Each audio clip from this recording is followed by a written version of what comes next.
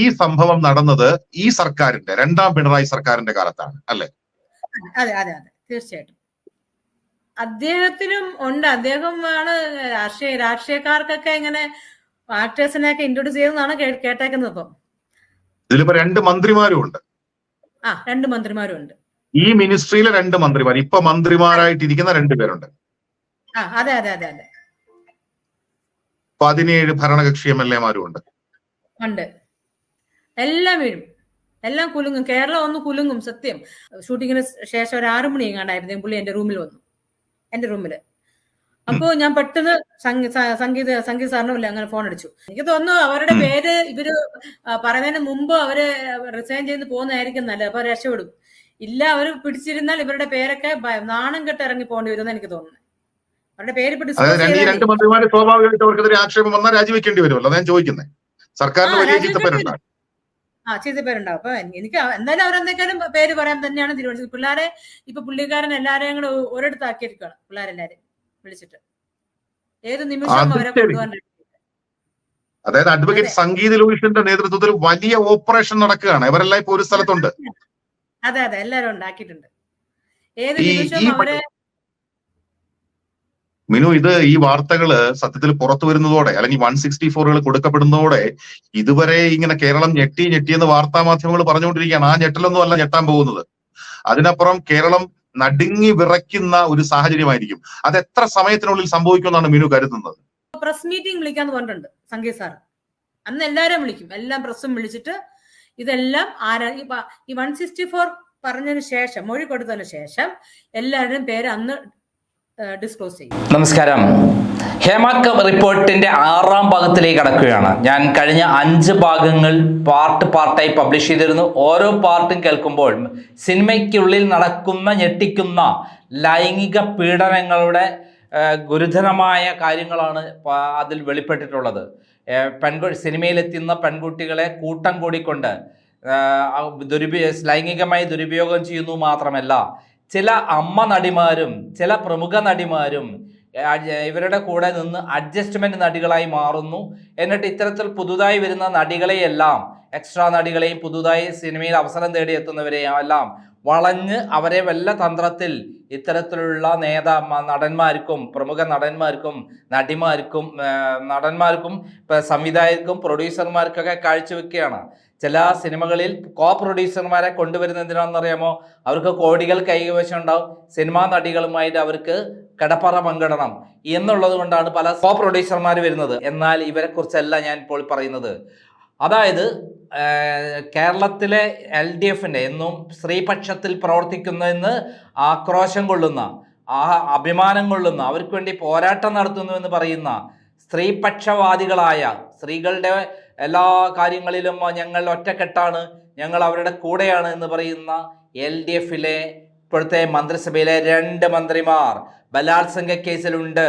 17 MLA-മാർ ബലാത്സംഗ കേസിലുണ്ട് എന്ന് പറയുന്ന ഒരു ഞെട്ടിക്കുന്ന വാർത്തയാണ് ഇപ്പോൾ പുറത്തു വന്നിരിക്കുന്നത്. മിനു മുനീർ എന്ന് സിനിമാ നടി അടുത്ത കാലത്ത് 7 പേർക്കെതിരെയാണ് പരാതി കൊടുത്തിട്ടുള്ളത്. അതിലേറ്റവും ഗൗരവമായ ഒരു വിഷയമാണ് ഇപ്പോൾ പുറത്തവർ പറഞ്ഞിരിക്കുന്നത്. മന്ത്രിസഭ തന്നെ അട്ടിമറിയാം, അത്രയും ഗൗരവമായ വിഷയമാണ്. 17 MLA-മാർക്ക് ഇവരെ കൂട്ടിക്കൊടുത്തു. ആരാണ് ഇതിൽ കൂട്ടിക്കൊടുത്ത ആൾക്കാരെന്ന് നമുക്കറിയാലോ. മുകേഷിനെ പോലുള്ള പെൺപിടിയന്മാരും കൂട്ടിക്കൊടുപ്പുകാരുമാണ് ഈ സിനിമാ രംഗത്തുള്ളത്. ആ സിനിമാ രംഗത്തുള്ള MLA ആയ മുകേഷും അതേപോലെ മറ്റൊരു മന്ത്രിയായ ഗണേശനുമാണ് സിനിമാ രംഗത്ത് LDFൽ നിന്നുള്ളത്. പിന്നെ നമ്മൾ ഏറ്റവും പേര് കേട്ടിട്ടുള്ള ഈ കാര്യത്തിൽ അറിഞ്ഞിട്ടുള്ളത്, ഹേമ കമ്മീഷൻ റിപ്പോർട്ട് പൂഴ്ത്തിവെച്ചപ്പോൾ തനിക്ക് സിനിമാ നടികളെ വേണം എന്ന് പറയുന്ന ഒരു ആരോപണം വന്നൊരു മന്ത്രിയുണ്ട്. അതാണ് നമ്മുടെ സജി ചെറിയാൻ. ആ സജി ചെറിയാൻ ആണോ ഈ മന്ത്രി എന്ന് സജി ചെറിയാൻ വ്യക്തമാക്കണം. 2 മന്ത്രിമാരും എന്ന് പറയുമ്പോൾ ഒന്ന് ഗണേശനാണ്. ഗണേശന് സരിതയിലൊരു കുട്ടിയുണ്ട്. എറണാകുളത്ത് തൃപ്പൂണിത്തുറയിൽ രഞ്ജിനി എന്ന് പറയുന്ന ഒരു CPM നേതാവിൽ ഒരു കഥകളിക്കാരിയ ഒരു ലേഡിയിൽ കുട്ടിയാണ്. അവർ ഉന്നതമായ സ്ഥാനങ്ങളൊക്കെ CPMൽ വഹിച്ചിരുന്നു എന്നൊക്കെ പറയുന്ന തൃപ്പൂണിത്തുറക്കാരിയിൽ ഒരു കുട്ടിയുണ്ട്. അതേപോലെ തിരുവനന്തപുരത്ത് ഒരു ഫോറസ്റ്റ് ഓഫീസറിൽ, ഒരു വനിതാ ഓഫീസറിൽ ഒരു കുട്ടിയുണ്ട് എന്ന് അഭിമാനം കൊള്ളുന്ന കേരളത്തിലെ ഗതാഗത വകുപ്പ് മന്ത്രി ഗണേശൻ, അദ്ദേഹം പെൺപിടിയനാണെന്ന് നമുക്ക് നേരത്തെ എല്ലാം അറിയാം. പെൺവേട്ടക്കാരനാണ്, പെൺപിടിയനുമാണ്. അദ്ദേഹത്തിനും ഈ മുകേഷിനും കീഴ്വഴങ്ങാത്ത ഏതെങ്കിലും സിനിമാ നടികൾ ഉണ്ടോ എന്നുള്ള കാര്യത്തിൽ സംശയമാണ്. ഇപ്പോൾ ജാമ്യത്തിന് വേണ്ടി ഓടുകയാണ്. ഒരു കോടതിയിൽ നിന്ന് മറ്റൊരു കോടതിയിലേക്ക് ഓടുകയാണ്. അങ്ങനെ ജാമ്യത്തിന് വേണ്ടി ഓടി നടക്കുകയാണ് ഇവരെ എല്ലാവരും. ഇപ്പോൾ ഈ 2 മന്ത്രിമാർക്കെതിരെയും കൂടാതെ 17 MLA-മാർക്കെതിരെയും പരാതി വരുന്നു എന്ന് പറയുന്ന ഗൗരവമായ ഒരു കാര്യമാണ് ടിനു മുനീർ വെളിപ്പെടുത്തിയിരിക്കുന്നത്. നമുക്കൊന്ന് മിനു മുനീർ വെളിപ്പെടുത്തിയിരിക്കുന്ന ഒന്ന് അവരുടെ വാക്കുകളൊന്ന് ആദ്യമേ പൂർണ്ണമായി കേൾക്കാം. മിനു പറഞ്ഞ മറ്റൊരു കാര്യമുണ്ട്. അതായത് ഈ ഒരു MLA-യെ സമീപിച്ചു ഈ പീഡനത്തിനിരയായ പെൺകുട്ടികൾ. പക്ഷേ ആ MLA മറ്റു ചില MLA-മാരെയും കൂടെ കൂട്ടി ഈ പെൺകുട്ടികളെ എല്ലാം ഉപയോഗിച്ചു. അങ്ങനെ ആദ്യം പറഞ്ഞത് 60 പെൺകുട്ടികളെന്നാണ്, പിന്നീട് 50 പെൺകുട്ടികൾ ഉണ്ട് എന്ന് പറഞ്ഞു. ആ പെൺകുട്ടികളൊക്കെ പരാതി നൽകാൻ ഇപ്പോഴും തയ്യാറാണോ? അവര് തയ്യാറാണ്. പക്ഷെ ഈ എന്റെ മേലൊരു പോക്സോ കേസ് ഇട്ടപ്പോഴത്തേക്കും അവരൊക്കെ പേടിച്ചു പോയി. അവർ പറഞ്ഞു ഇതെന്താ ഇങ്ങനെ, അയ്യോ ആ ചേച്ചിക്ക് പണി കൊടുത്തില്ലേ എന്ന് അവരിങ്ങനെ വിളിച്ച് അഡ്വക്കേറ്റോട് വിളിച്ച് ചോദിക്കുകയും എന്നോട് വിളിച്ച് ചോദിക്കുകയൊക്കെ ചെയ്തു. പക്ഷെ അവരൊക്കെ പക്ഷെ ഇന്ന് ഈ MLA-നെ അറസ്റ്റ് ചെയ്തതോടുകൂടി അവർക്ക് എല്ലാവർക്കും വളരെ കോൺഫിഡൻസ് ആയി. അവർക്കെല്ലാവർക്കും ഭയങ്കര കോൺഫിഡൻസ് ആയി അവർക്കിനി മുമ്പോട്ട് വരാനായിട്ട്. കാരണം പെണ്ണുങ്ങൾക്ക് ഈക്വൽ റൈറ്റ്സ് ആണെന്ന് ഇപ്പൊ അവർക്ക് മനസ്സിലായി. നീതി നമുക്ക് കിട്ടും എന്ന് അവർക്ക് മനസ്സിലായി. ഈ 60 പെൺകുട്ടികളിലും പകുതി പേര് ഡാൻസേഴ്സ് ആണ്, ജൂനിയർ ആർട്ടിസ്റ്റായിട്ട് ഡാൻസേഴ്സിന് വേണ്ടി ചെന്നൈയിൽ നിന്ന് വന്നവരുണ്ട്, ബാംഗ്ലൂരിൽ നിന്ന് വന്നവരുണ്ട്, ഹൈദരാബാദിൽ നിന്ന് വന്നവരുണ്ട്, നമ്മുടെ മലയാളത്തുകാരുണ്ട്.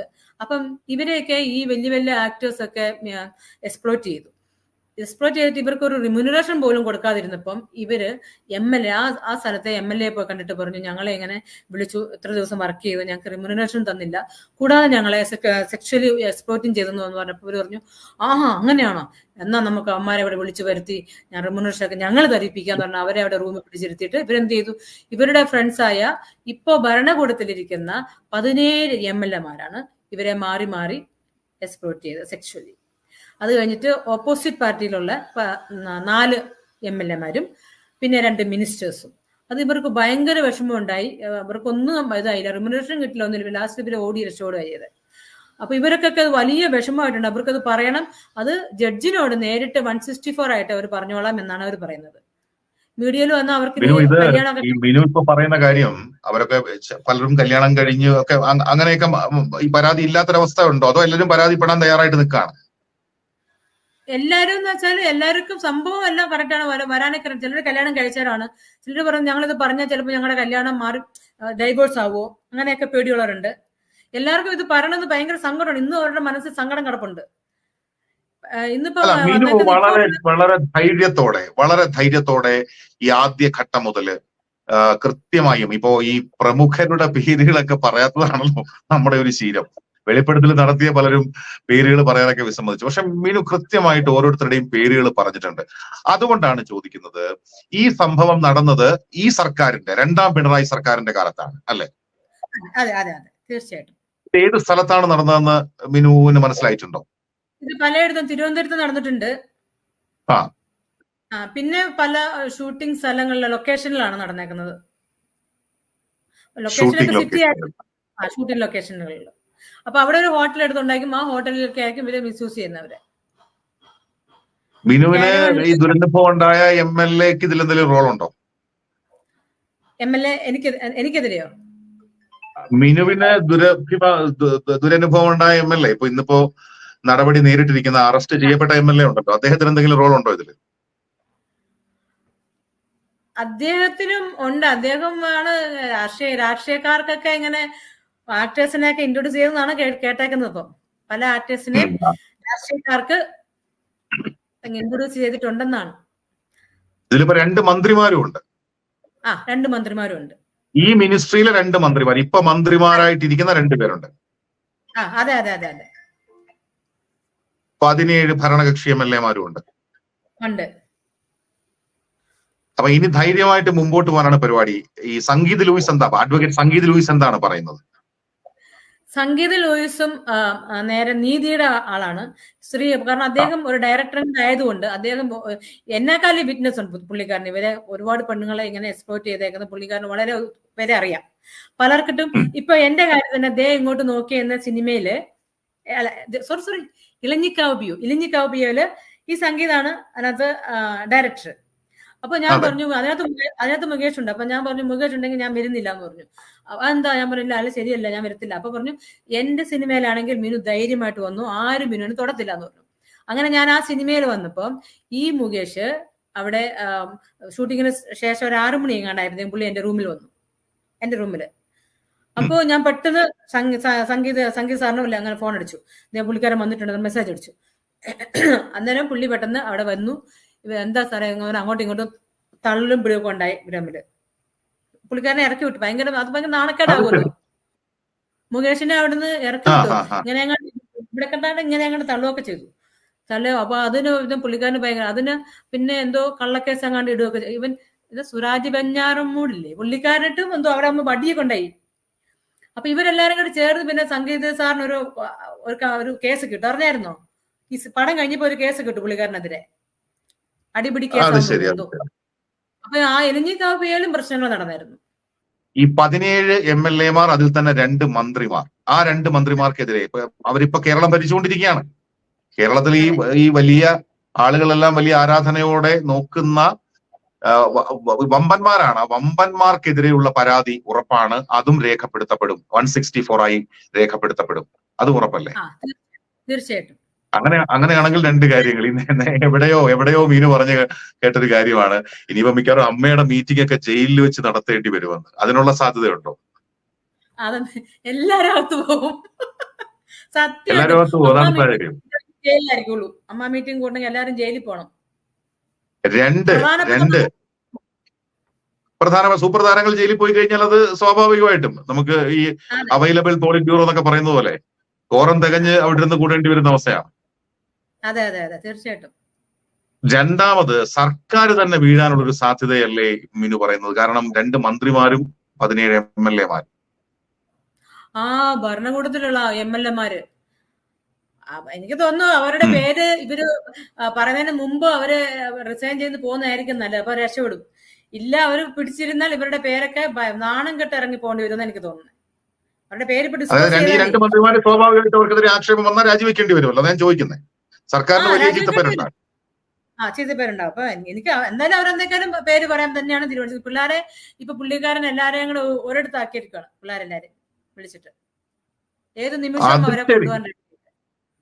അതായത് അഡ്വക്കേറ്റ് സംഗീത ലൂയിസിന്റെ നേതൃത്വത്തിൽ വലിയ ഓപ്പറേഷൻ നടക്കുകയാണ്. ഇവരെല്ലാം ഇപ്പൊ ഒരു സ്ഥലത്തുണ്ട്. അതെ എല്ലാരും ഉണ്ടാക്കിയിട്ടുണ്ട്. ഏത് നിമിഷവും അവരെ. മിനു, ഈ വാർത്തകള് സത്യത്തിൽ പുറത്തു വരുന്നതോടെ, അല്ലെങ്കിൽ 164 കൊടുക്കപ്പെടുന്നതോടെ ഇതുവരെ ഇങ്ങനെ കേരളം ഞെട്ടിയെന്ന് വാർത്താ മാധ്യമങ്ങൾ പറഞ്ഞുകൊണ്ടിരിക്കുകയാണ്. ആ ഞെട്ടലൊന്നും അല്ല ഞെട്ടാൻ പോകുന്നത്.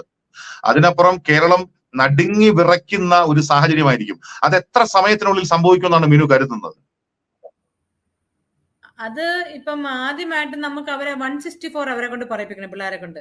അപ്പം ഈ പിള്ളേരെ കൊണ്ട് നമ്മൾ പല സ്ഥലങ്ങളിലും പോകണം.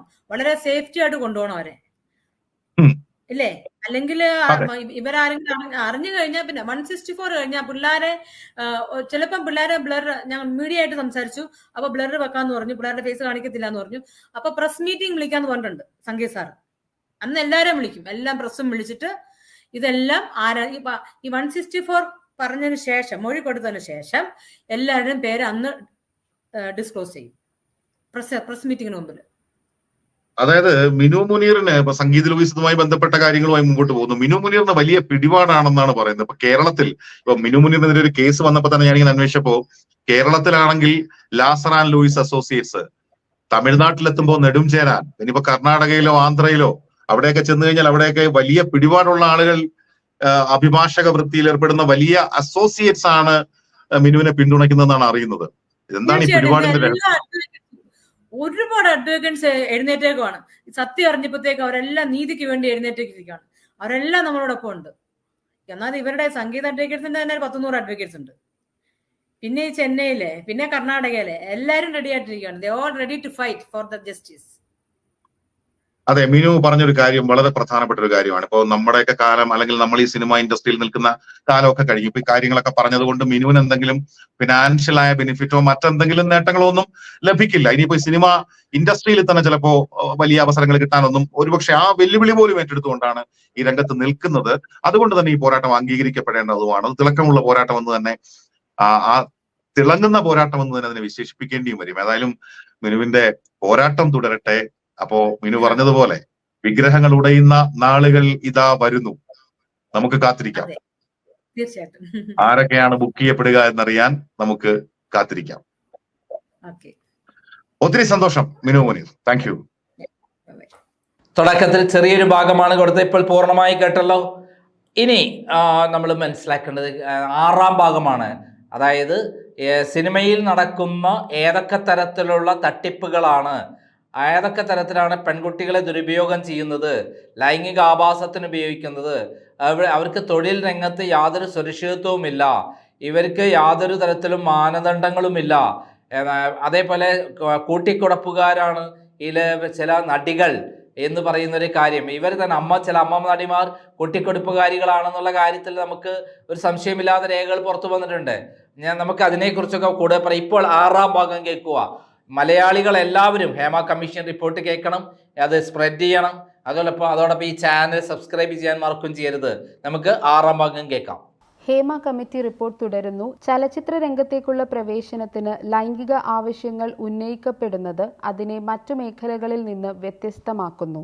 ചലച്ചിത്ര രംഗത്തെ വിവിധ പുരുഷന്മാർ കമ്മിറ്റിയെ ബോധ്യപ്പെടുത്താൻ ശ്രമിച്ചത് ലൈംഗിക പീഡനം സിനിമയിൽ മാത്രമല്ല മറ്റെല്ലാ മേഖലകളിലും നിലനിൽക്കുന്നുണ്ട് എന്നാണ്. അതിനാൽ സിനിമയിലെ ലൈംഗിക പീഡനം പെരുപ്പിച്ച് കാണിക്കേണ്ടതില്ല എന്നാണ് അവർ പറയുന്നത്. എന്നാൽ ചലച്ചിത്ര രംഗത്തെ നിരവധി സ്ത്രീകൾ ഞങ്ങളുടെ ശ്രദ്ധയിൽപ്പെടുത്തിയത് സിനിമയിലെയും മറ്റു മേഖലകളിലെയും ലൈംഗിക പീഡനത്തിൽ വലിയ വ്യത്യാസമുണ്ട് എന്നാണ്. സിനിമയിലെ സ്ത്രീകളുടെ അഭിപ്രായത്തിൽ ഒരു സ്ത്രീ സിനിമാ മേഖലയിലേക്ക് വരുന്നതിനും അവിടെ ജോലി ചെയ്യാൻ തുടങ്ങുന്നതിനും മുൻപ് തന്നെ ലൈംഗിക പീഡനം ആരംഭിക്കുന്നു. സിനിമയിൽ ജോലി നേടാൻ ആഗ്രഹിക്കുന്ന ഒരു സ്ത്രീയെ ഒന്നുകിൽ സിനിമയിൽ നിന്നുള്ളവർ സമീപിക്കുകയോ അല്ലെങ്കിൽ സ്ത്രീകൾ അവരെ അങ്ങോട്ട് സമീപിക്കുകയോ ആണ് പതിവ്. രണ്ടാണെങ്കിലും സിനിമയിലുള്ളവർ ലൈംഗിക ആവശ്യം ഉന്നയിക്കുന്നു. അഭിനയിക്കാനോ സിനിമയിൽ മറ്റേതെങ്കിലും ജോലി ചെയ്യാനോ ഉള്ള ഓഫർ ഒരു സ്ത്രീക്ക് ലഭിക്കുന്നത് ലൈംഗിക ആവശ്യത്തോടൊപ്പമാണ്. നേരത്തെ സൂചിപ്പിച്ചതുപോലെ സ്ത്രീയോട് അഡ്ജസ്റ്റ് ചെയ്യാനും വിട്ടുവീഴ്ച ചെയ്യാനും ആവശ്യപ്പെടുന്നു. അതായത് അവരോട് ലൈംഗിക ആവശ്യങ്ങൾക്ക് കീഴ്പ്പെടാൻ ആവശ്യപ്പെടുന്നു. മറ്റു തൊഴിൽ മേഖലകളിൽ ടെസ്റ്റുകൾ പാസ്സാകുകയും അഭിമുഖത്തിൽ പങ്കെടുക്കുകയും ചെയ്ത് തങ്ങളുടെ യോഗ്യത തെളിയിക്കേണ്ടതുണ്ട്. എന്നാൽ സിനിമയിൽ തികച്ചും വ്യത്യസ്തമാണ് സ്ഥിതി. സിനിമാ മേഖലയിലേക്കുള്ള പ്രവേശനത്തിന് സെക്ഷുവൽ ഫേവേഴ്സ് നൽകേണ്ടതുണ്ട്. അതിനാൽ സിനിമയിലെ സ്ത്രീകൾക്ക് തനിച്ച് ജോലി സ്ഥലത്തേക്ക് പോകുന്നത് സുരക്ഷിതമായി തോന്നുന്നില്ല. മറ്റു ജോലികൾ തേടുന്ന സ്ത്രീകൾക്ക് നേരെ ലൈംഗിക ആവശ്യങ്ങൾ ഉണ്ടാകാറില്ലെന്ന് വിവിധ സാക്ഷികൾ പറയുന്നു. മറ്റേതെങ്കിലും ജോലി നേടാൻ സെക്സ് മുൻവ്യവസ്ഥയല്ല. കാസ്റ്റിംഗ് കൗച്ച് സിനിമാ മേഖലയിലെ ജോലികളെ മറ്റു ജോലികളിൽ നിന്ന് വ്യത്യസ്തമാക്കുന്നു. അധ്യാപക, ഡോക്ടർ തുടങ്ങിയ ജോലികൾ നേടാൻ സെക്സിനുള്ള ആവശ്യം ഉന്നയിക്കാറില്ലെന്ന് സിനിമയിലെ വിവിധ സ്ത്രീകൾ ചൂണ്ടിക്കാട്ടി. ടെസ്റ്റ് എഴുതുകയും അഭിമുഖത്തിൽ പങ്കെടുക്കുകയും ചെയ്ത് സ്ത്രീ തൻ്റെ കഴിവ് തെളിയിച്ചാൽ മതിയാകും. എന്നാൽ സിനിമാ മേഖലയിൽ കാര്യങ്ങൾ വ്യത്യസ്തമാണെന്ന് അവർ പറയുന്നു. സിനിമയിൽ ജോലിക്ക് പോകുമ്പോൾ പലപ്പോഴും തങ്ങളുടെ മാതാപിതാക്കളോ അടുത്ത ബന്ധുക്കളോ കൂടെയുണ്ടാകും.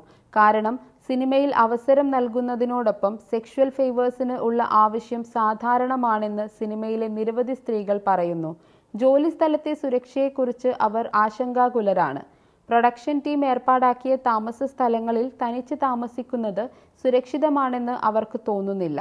അവർ താമസിക്കുന്ന മിക്ക ഹോട്ടലുകളിലും സിനിമയിൽ ജോലി ചെയ്യുന്ന പുരുഷന്മാർ പലപ്പോഴും ലഹരിയിലായിരിക്കവേ തങ്ങളുടെ വാതിലിൽ മുട്ടുന്നതായും അവർ റിപ്പോർട്ട് ചെയ്തു. വാതിലിൽ മുട്ടുന്നത് മര്യാദയോടെയോ വിനയത്തോടെയോ അല്ല, മറിച്ച് അതിശക്തമായിട്ടാണെന്നും അവർ ആവർത്തിച്ച് വാതിലിൽ ഇടിക്കുന്നുവെന്നും നിരവധി സ്ത്രീകൾ പറഞ്ഞു. പല സന്ദർഭങ്ങളിലും വാതിൽ തകർന്നു വീഴുമെന്നും പുരുഷന്മാർ അകത്തേക്ക് കയറി വരുമെന്നും അവർ ഭയപ്പെട്ടു. അതിൻ്റെ ഫലമായി സിനിമയിൽ ജോലിക്ക് പോകുമ്പോൾ നിരവധി സ്ത്രീകൾ കുടുംബാംഗത്തെ കൂടെ കൊണ്ടുപോകാറുണ്ട്. കാരണം അവർക്കായി ഏർപ്പാടാക്കിയിരിക്കുന്ന സ്ഥലത്ത് തനിച്ച് താമസിക്കുന്നത് സുരക്ഷിതമാണെന്ന് അവർക്ക് തോന്നുന്നില്ല. അധ്യാപനം, ക്ലറിക്കൽ ജോലി, എഞ്ചിനീയറിംഗ്, മെഡിസിൻ തുടങ്ങിയ മറ്റ് തൊഴിലുകളിൽ സ്ത്രീകൾ ഇത്തരം പ്രശ്നങ്ങൾ നേരിടുന്നില്ല. അവരുടെ തൊഴിലിടങ്ങളിൽ പ്രവേശിക്കാൻ സെക്ഷുവൽ ഫേവേഴ്സിന് ഉള്ള ആവശ്യങ്ങൾ നേരിടേണ്ടി വരാത്തതിനാൽ ജോലിക്ക് പോകുമ്പോൾ മാതാപിതാക്കളെയോ അടുത്ത ബന്ധുക്കളെയോ കൂടെ കൊണ്ടുപോകേണ്ട ആവശ്യമില്ല. സാധാരണഗതിയിൽ അവരുടെ കഴിവ് തെളിയിച്ചാൽ മതിയാകും. മറ്റു ജോലികൾ നേടാൻ അതിൽ കൂടുതലൊന്നും ആവശ്യമില്ല. അവർക്ക് സുരക്ഷിതമായി ഓഫീസിലേക്ക് നടന്നു കയറാം. എന്നാൽ സിനിമയിൽ മാത്രമാണ് തികച്ചും വ്യത്യസ്തമായ സാഹചര്യം നിലനിൽക്കുന്നത്. സിനിമയിലുള്ളവർ സെക്സിന് നൽകുന്ന അനാവശ്യമായ പ്രാധാന്യം കാരണം സ്ത്രീകൾ തനിച്ച് ജോലിക്ക് പോകാൻ ഭയപ്പെടുന്നു. ഞങ്ങൾ സംസാരിച്ച സാക്ഷികളിൽ ഇതിനുള്ള ശക്തമായ തെളിവുകൾ ലഭിച്ചിട്ടുണ്ട്. സാധാരണയായി സിനിമയിലെ സ്ത്രീകൾ പോലീസിനെ സമീപിക്കാറില്ല.